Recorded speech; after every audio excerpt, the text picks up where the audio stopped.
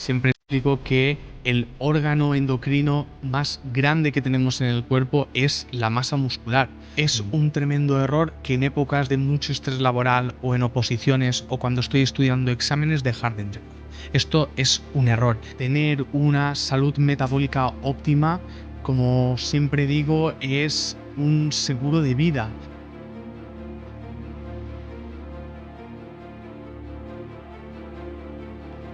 Antel, bienvenido. Muchas gracias, Marc.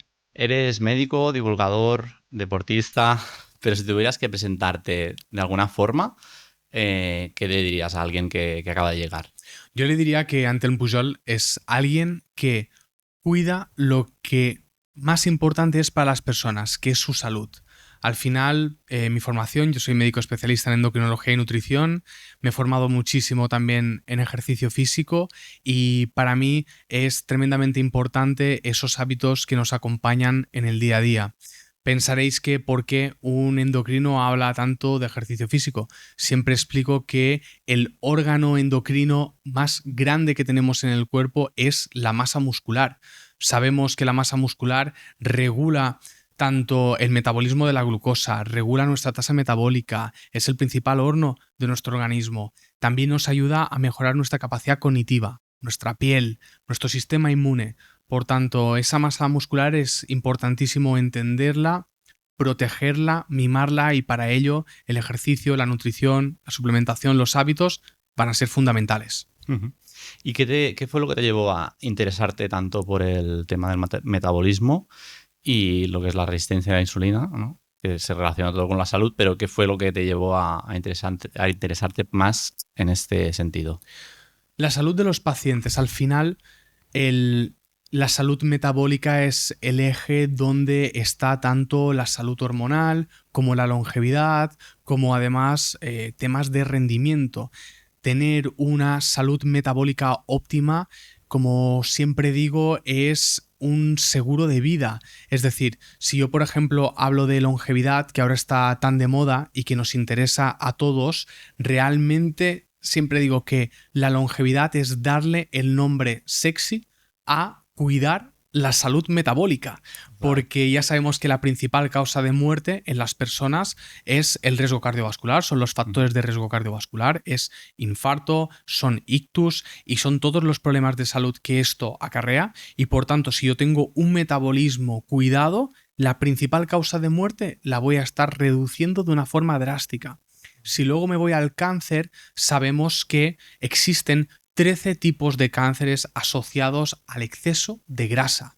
Si yo quiero hacer una terapia preventiva para el cáncer, cuidar mi composición corporal, reducir mi grasa, aumentar mi masa muscular, va a ser de lo más efectivo que voy a tener. Y fíjate, Marc, que estamos hablando tanto de riesgo cardiovascular como de riesgo de cáncer, que son las dos principales causas de muerte que existen en nuestra población. Así que cuidar esa salud metabólica va a ser el pilar para mejorar los dos principales causas de muerte que tenemos a día de hoy. De acuerdo. Y para alguien que nos escucha y dice, yo de esto del metabolismo no entiendo, ¿cómo le explicarías qué es la salud metabólica? La salud metabólica es la capacidad que tiene nuestro cuerpo de gestionar los nutrientes en energía, en reparación de estructuras y además en producción de moléculas con efecto positivo en nuestra salud. Si yo tengo un metabolismo que es eficiente, es un metabolismo que es capaz de hacer estas tres funciones. En cambio, si tengo un metabolismo que es ineficiente, va a utilizar la energía para almacenarla como grasa. Y esa va a ser la diferencia entre una buena flexibilidad metabólica y una flexibilidad metabólica que está alterada. Y en el día a día, ¿qué señales nos podrían indicar que tu metabolismo no está funcionando del todo bien?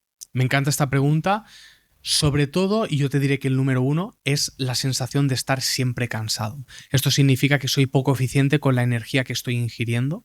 Otra señal muy importante es esta sensación de niebla mental, de dificultad para concentrarme.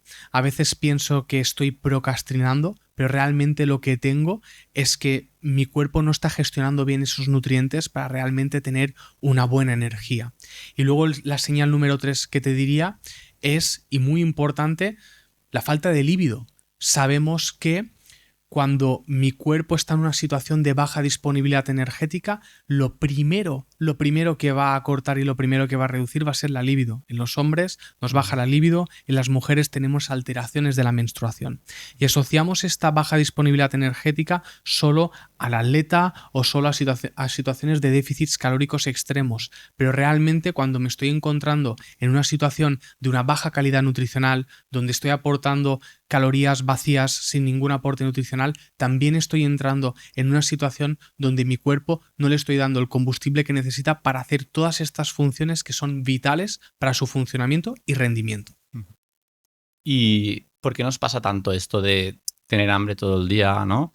Que, bueno, un poco lo has dicho, ¿no? De la poca energía, pero el hecho de esto también, ¿no? De tener hambre todo el día, de tener sueño después de comer, dificultad para concentrarnos también, ¿no? Exacto. ¿Esto qué está pasando ahí dentro que nos diga esto? Están pasando muchas cosas. La sensación de tener hambre todo el día muchas veces viene asociado a una baja ingesta de proteínas. Sabemos que el 50% de la población no está incluyendo la cantidad de proteína que necesita. La proteína es el principal nutriente saciante, además también nos ayuda a preservar la masa muscular y sé que si preservo masa muscular voy a estar pues quemando más calorías en reposo y consiguiendo mantener esa masa muscular que tan importante es. Por tanto, una mala selección de los alimentos y de los nutrientes va a ser una de las causas principales a por qué tengo hambre todo el día.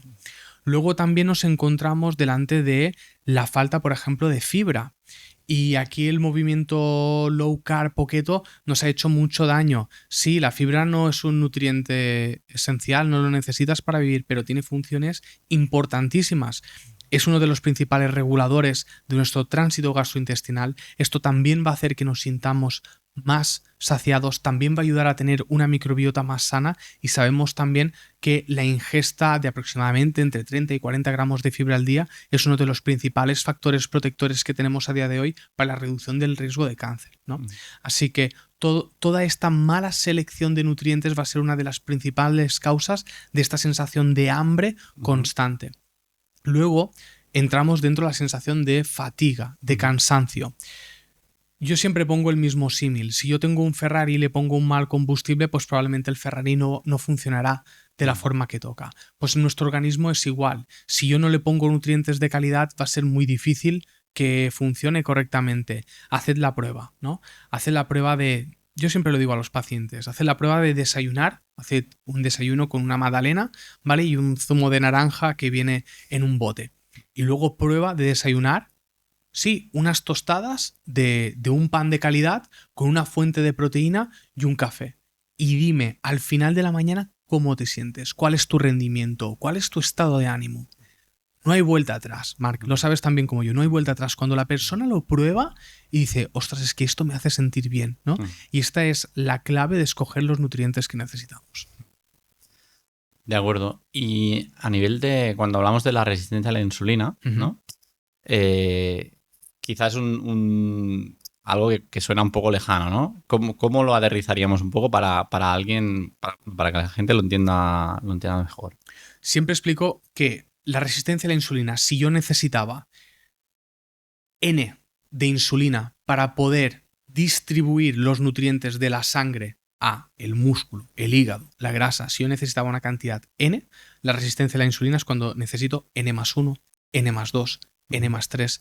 Ese aumento de la necesidad de la insulina hará que cada vez mis niveles de insulina sean más altos para poder compensar esa falta de sensibilidad a nivel de los tejidos donde tienen que entrar, y esto hará que los niveles de insulina suban, hará también que los niveles de azúcar en sangre suban, y estas dos cosas causan un combo muy malo, y es que se fatiga nuestro páncreas, deja de producir esa insulina, y dos, sube el azúcar en sangre. Y a partir de aquí tengo, pues, como os digo, un combo horrible, ¿no? Porque el azúcar en sangre es un tóxico. Aumenta la inflamación crónica de bajo grado, aumenta el estrés oxidativo, produce productos avanzados de la glicación, que esto causa arteriosclerosis, problemas de corazón, causa además también a nivel corporal y a nivel de sensaciones, causa una sensación al paciente de cansancio, fatiga, bajo rendimiento, espectacular. Por tanto, aquí entramos en una zona peligrosa tanto para la salud como para el bienestar de la persona. Y en el día a día, ¿qué hábitos nos llevan un poco a desarrollar esta resistencia, ¿no?, a la insulina? ¿Qué hábitos has visto que son los que más frecuente se dan? Pensad que el 80% de la glucosa que encontramos en nuestro cuerpo se almacena en la masa muscular. Si yo no hago entrenamiento de fuerza, es el principal factor número 1 para desarrollar una resistencia a la insulina.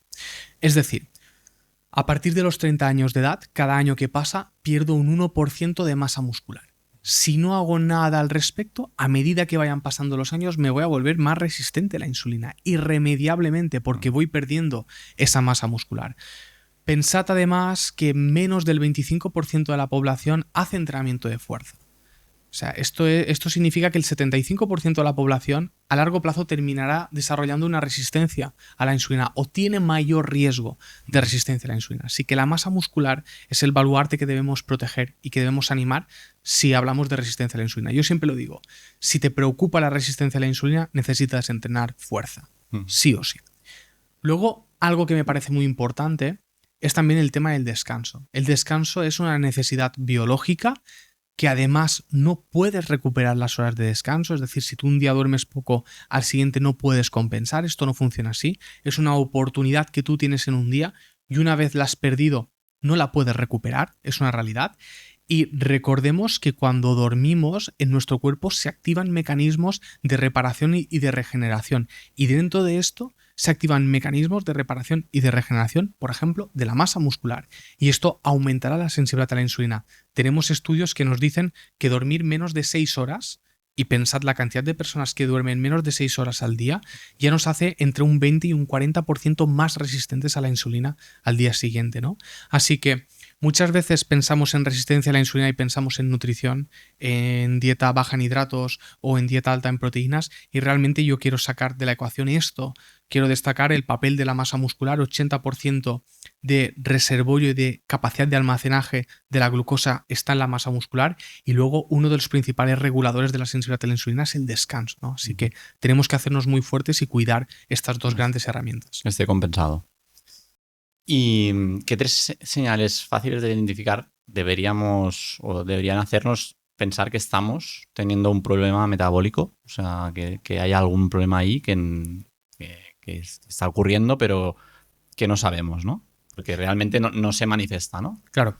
La facilidad en la ganancia de grasa, esto es primero para mí uno de los principales indicadores que nos encontramos y esto, por ejemplo, yo lo veo mucho en mujeres en la fase de perimenopausia. Sabemos que la caída de los estrógenos que viven estas mujeres pues nos induce a una mayor resistencia a la insulina y irremediablemente lo primero que sucede es una facilidad para la ganancia de grasa, ¿no? Así que la ganancia de grasa es uno de los principales indicadores de que hay algo a nivel metabólico que está fallando. El segundo es el cambio de la distribución en el almacenamiento de grasa, es decir, empiezo a almacenar más grasa a nivel abdominal y esto significa que ya esta grasa no se distribuye debajo de la piel, se distribuye dentro del abdomen y la grasa visceral, el aumento de grasa visceral es la grasa que más problemas para la salud nos da. Así que, es decir, tanto a nivel de cantidad de almacenamiento de grasa como dónde se almacena la grasa son dos de los principales mecanismos que más me dicen que algo está fallando. Y luego el factor número 3 que considero extremadamente importante es la dificultad para la ganancia de masa muscular. Sabemos que la existencia de una resistencia a la insulina también produce lo que se llama una resistencia anabólica. Es decir, mi cuerpo responde menos al estímulo del entrenamiento de fuerza, ¿sí? Y vencer esa resistencia a la insulina va a ser clave también para desarrollar masa muscular. Yo, por ejemplo, esto lo veo mucho en consulta. Pacientes donde empezamos un plan destinados a reducción y a la mejora de esa resistencia a la insulina, muy encaminado a la pérdida de grasa y que durante el proceso, objetivado con técnicas de composición corporal avanzadas, veo que también ganan masa muscular. Y la clave es eso, he mejorado el entorno metabólico y por eso ese músculo que antes no respondía al entrenamiento de fuerza, ahora sí responde. Y esa es la clave. Y si miramos un poco en el día a día de las personas, ¿no? De lo que hacen o los hábitos que tienen, ¿cuáles dirías que son los que más, o los tres o los que tú creas que son los que más impactan negativamente, ¿no? en este metabolismo? 3 hábitos para mí nocivos sería una, el sedentarismo. Y aquí voy a hablar de sedentarismo como falta de entrenamiento de fuerza. Esto nos va a llevar a esa pérdida de masa muscular y por tanto nos va a llevar a la pérdida de sensibilidad a la insulina. El factor número 2 y hábito número 2 es los ultraprocesados. Son calorías auténticamente vacías que no aportan nada, que además potencialmente tienen un impacto cancerígeno, y lo podemos decir así. Ya tenemos muchos estudios que nos corroboran esto. Y el factor número 3 sería no dormir y no darle la importancia al descanso que se merece. Debemos dejar el móvil fuera de la habitación. No puede ser que nos vayamos a dormir mirando el teléfono. No puede ser que digamos, no, mira, esto de dormir, pues ya otro día porque no es importante. No, hay que darle la importancia que se merece, porque como os decía, recuperar horas de sueño es imposible, no funciona, es un mito, y realmente es una oportunidad que si no la hacemos durante el día a día, la vamos a perder. Y si tenemos a alguien, ¿no? O supongo que te encuentras en la mayoría de personas que dicen, ostras, es que yo no tengo tiempo, que no. ¿Qué protocolo mínimo viable le darías para empezar y por dónde empezaría, ¿no? Mira, una persona que no ha entrenado fuerza nunca, las guías médicas nos dicen, te voy a decir 3 números, ¿vale? 15, 17, 60. Una persona que entrena fuerza tiene una reducción del 15% de riesgo de mortalidad cardiovascular, 17% de reducción de riesgo de mortalidad global, y esto lo va a conseguir con solo 60 minutos de entrenamiento de fuerza a la semana. A la semana. Es decir, es un capítulo de Netflix de tu serie favorita a la semana. El tiempo no es excusa. Esto siempre digo, hay que diferenciar muy bien cuando estoy hablando de un atleta, de rendimiento deportivo, de optimización de la composición corporal, ¿vale? A una persona que simplemente quiere hacer salud. A una persona que quiere hacer salud con 60 minutos de entrenamiento de fuerza a la semana se va a llevar unos beneficios para el nivel de la salud que no hay ningún fármaco a día de hoy que lo pueda ofrecer, ¿vale? Y 60 minutos a la semana los tenemos todos. Además, la evidencia científica es muy generosa en ese sentido. Dice que lo podemos distribuir como queramos. 10 minutos cada día o una vez a la semana, 1 hora, también sería válido. Es decir, si por ejemplo tienes niños, empresa, lo que sea, y solo puedes entrenar el domingo 1 hora, hazlo. Hazlo, porque esto ya supone una reducción del 15% de mortalidad cardiovascular y un 17% de reducción de mortalidad global. Es fascinante y realmente tenemos que divulgarlo y tenemos que decirlo, y todo el mundo tiene que ser consciente de ello. Sí, totalmente. Y a nivel de, o sea, hemos hablado como el mínimo, ¿no? Pero claro, entiendo que si queremos subir un poco el escalón, ¿hacia dónde iríamos? ¿Qué es lo que sería recomendable, no? Bien, aquí yo pienso que todos deberíamos intentar incluir como mínimo 3, 4 veces a la semana entrenamiento de fuerza. Creo que es el objetivo. Te cuento por qué. Sabemos que los efectos a nivel metabólico del entrenamiento de fuerza duran en el cuerpo unas 48 horas, ¿vale? Así que yo entreno el lunes hasta el miércoles. Hasta terminar el miércoles voy a tener los efectos positivos de aumento de la sensibilidad a la insulina, de mejor procesamiento del colesterol, de los lípidos, mejor rendimiento a nivel cognitivo. Todas estas vías metabólicas se activan durante 2 días. Por tanto, lo ideal sería que como mínimo 3, 4 veces a la semana hiciéramos un entrenamiento de fuerza para maximizar esas vías metabólicas que se activan y duran 2 días. Esto sería, para mí, lo ideal, no lo mínimo, lo ideal a nivel poblacional. Y luego ya entraríamos en optimización de protocolos para atletas o para personas que quieren maximizar su rendimiento o su composición corporal. Y también insistes a veces, ¿no? He oído alguna charla tuya que el tema de caminar, que es importante, ¿no? Bueno, caminar a un movimiento, ¿no? ¿Por qué caminar y a menudo puede ser positivo para nuestra salud metabólica? 2 cosas. Es decir, realizar menos de 4.000 pasos al día aumenta el riesgo de mortalidad un 20%. realizar más de 10.000 pasos al día reduce la mortalidad un 20%, ¿no? Así que realmente es una de las intervenciones muy efectivas. Esos 10.000 pasos no son un mito, son una realidad y es una de las principales cosas que tenemos que hacer todos. Esta frase que voy a decir ahora no es mía, pero quiero destacar que dice: andar está bien para no estar mal, pero no es suficiente para estar bien. Así que va a ser muy importante hacer esos entre 8 y 12.000 pasos al día. Esto va a ser algo fundamental y básico que deberíamos hacer todos, pero luego destacar que no es suficiente. A mí cuando en la consulta me dicen: oye doctor, yo les pregunto, ¿haces ejercicio físico? Y me dicen: yo ando. Y digo: mira, fantástico que andes, está genial, pero necesitamos hacer algo más. Necesitamos ese entrenamiento de fuerza, porque recordemos que andar va a ser un estímulo para nuestro tren inferior determinado, pero no va a conseguir ese aumento de la masa muscular que realmente necesitamos todos.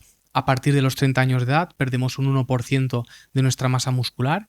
Debemos hacer algo con ese paso del tiempo y eso también es longevidad, ¿no? Es decir, sabemos que la terapia más efectiva para la longevidad es el entrenamiento de fuerza, no es andar, es el entrenamiento de fuerza. Y que además otra cosa muy importante es que una persona de 80 años que entrena fuerza puede tener la misma potencia muscular que una persona de 53 años sedentaria, ¿vale? Así que cuando hablamos de longevidad hay que hablar de entrenamiento de fuerza sí o sí, porque a día de hoy es el tratamiento más efectivo que tenemos. No nos tenemos que plantear 1.000 suplementos y 1.000 protocolos, hipoxias intermitentes, sueroterapias, 1.000 historias. No, vamos a empezar por lo básico, por lo que sabemos que funciona, que es el entrenamiento de fuerza.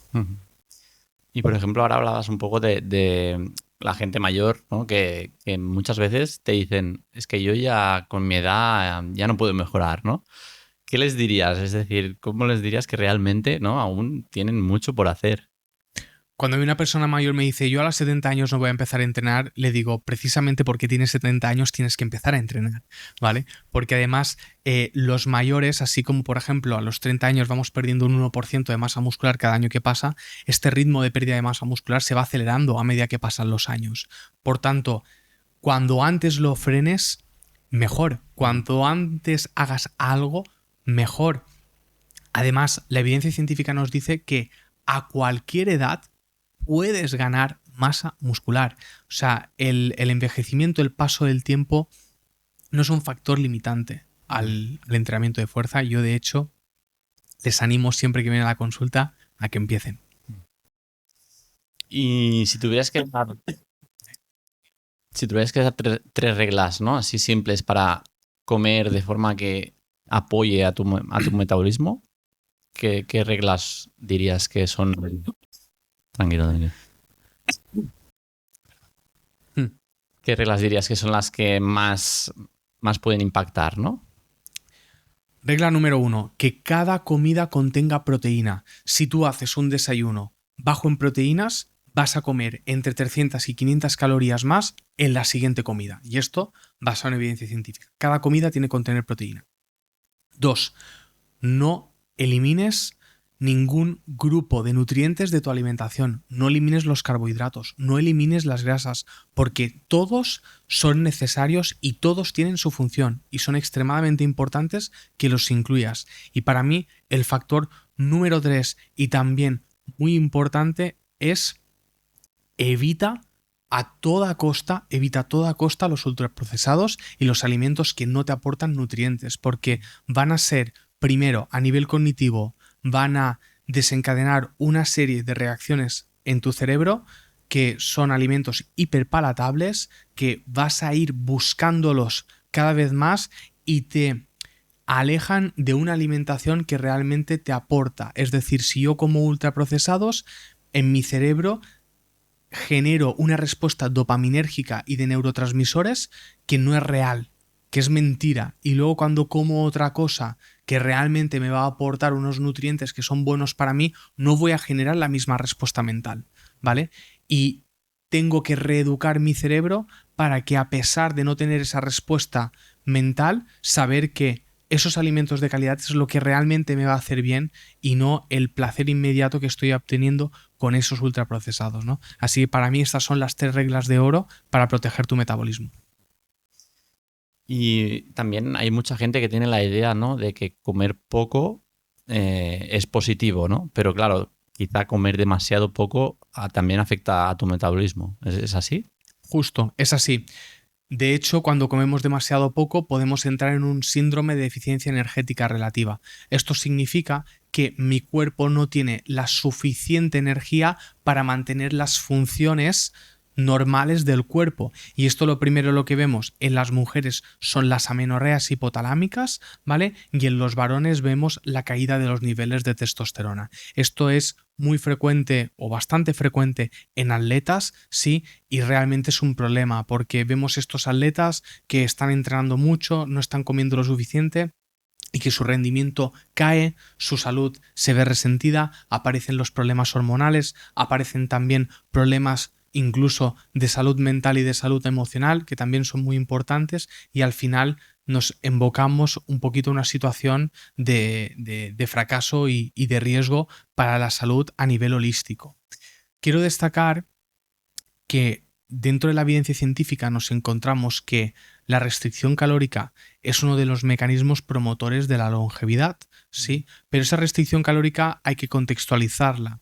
Cuando yo consigo una composición corporal que se adecua a mis objetivos de salud y que es fácil de mantener para mí, no tengo que hacer una restricción calórica agresiva, sino que tengo que ir subiendo esas calorías, encontrarme en unas calorías de mantenimiento que me permitan rendir bien, que significa entrenar cómodo y disfrutar entrenando y mantener esa masa muscular que es tan importante, porque recordemos, la masa muscular tiene un coste a nivel metabólico, que esto tiene una parte positiva, que es que nos ayuda a perder grasa y a ser eficientes, ¿vale? Y la parte negativa o la que tenemos que tener en cuenta es que si yo hago una restricción calórica muy severa, estoy en riesgo de perder esa masa muscular, ¿no?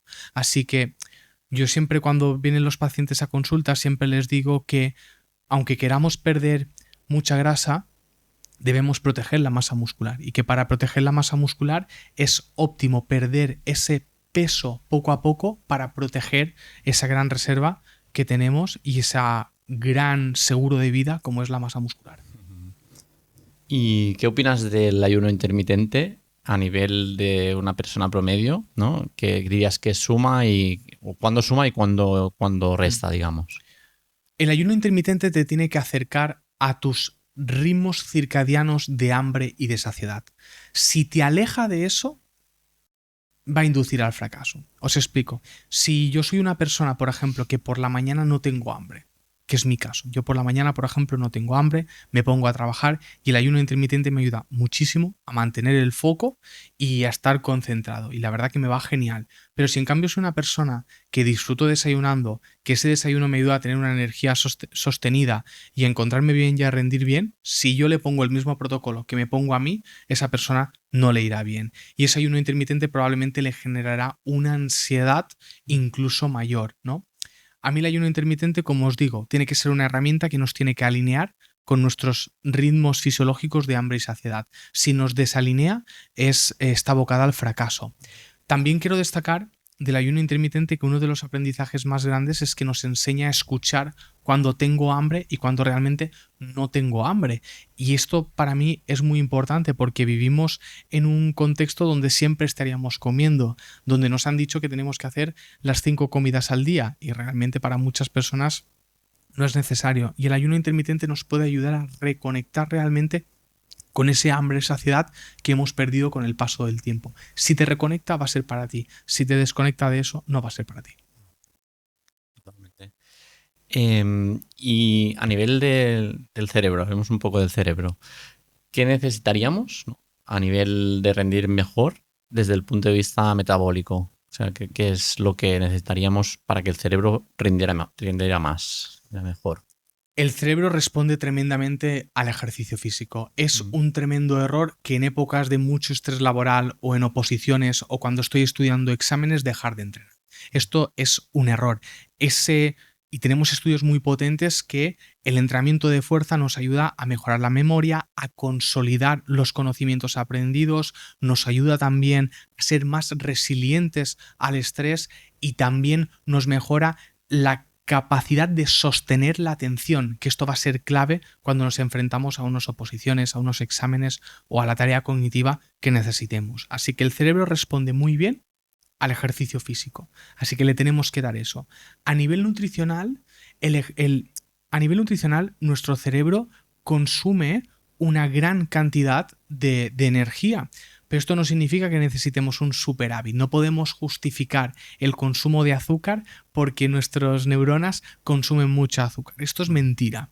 Lo que sí que necesito es darle ingredientes de calidad. Os cuento, cuando yo hago mucho esfuerzo a nivel mental, también hay un desgaste a nivel de neurotransmisores. Esos neurotransmisores se van a producir a partir, sobre todo, de proteínas. Y por tanto va a ser muy importante que también respetemos esa ingesta proteica.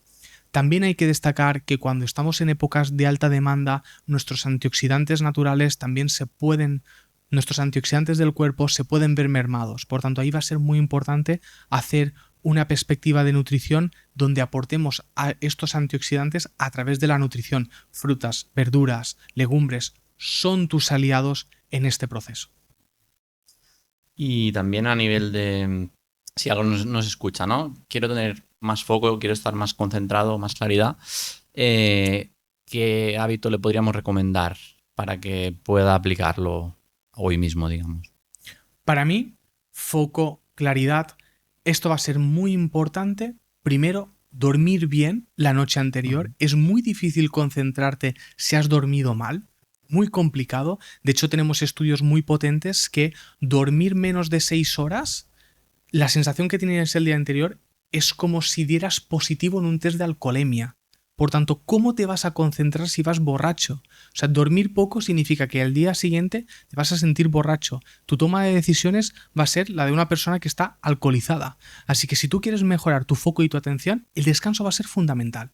Esto es un básico. Luego el factor número 2 para tener un buen foco atencional es controlar la dopamina. Es decir, ponerte delante de un libro, delante de una pantalla de ordenador en blanco es extremadamente demandante porque estamos constantemente bombardeados por una dopamina barata de vídeos de 15 segundos en redes sociales y esto es lo que esperamos encontrarnos cuando nos enfrentamos a un libro en una pantalla. Y no lo encontramos. Por tanto, tenemos que reeducar nuestro cerebro en esa dopamina de calidad. Si yo estoy constantemente nutriendo ese cerebro con una dopamina barata de vídeos, de reels, de cosas que no me aportan, de ultraprocesados, de relaciones incluso que no me aportan, relaciones tóxicas, pues todo eso va a dificultar muchísimo que yo luego, ante una página en blanco, o ante un libro, o ante una pantalla en blanco, sea capaz de concentrar. Debemos entender que la salud es holística, que no es solo una analítica o no es solo lo que ponemos en el plato, sino hay que empezar a ver que todas estas pequeñas decisiones que yo tomo en el día a día va a influenciar en cómo estoy de salud y en cómo rindo. Y para terminar un poco, si pudieras dejar un mensaje a nivel de metabolismo para que todo el mundo, ¿no?, lo recuerde, ¿qué te gustaría decir? Para mí os diría que el principal regulador del metabolismo es la masa muscular. Debemos cuidarla a nivel de ejercicio físico, a nivel de entrenamiento, a nivel de descanso. Y luego quiero destacar que una buena salud metabólica va también a llevarnos a una buena salud hormonal. Te explico.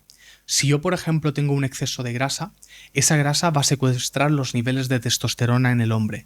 Los niveles de testosterona caerán, aumentarán los niveles de estrógeno y esa persona se sentirá, pues, con bajo foco, con baja energía, con escasa capacidad de ganar masa muscular, con ganas de procrastinar.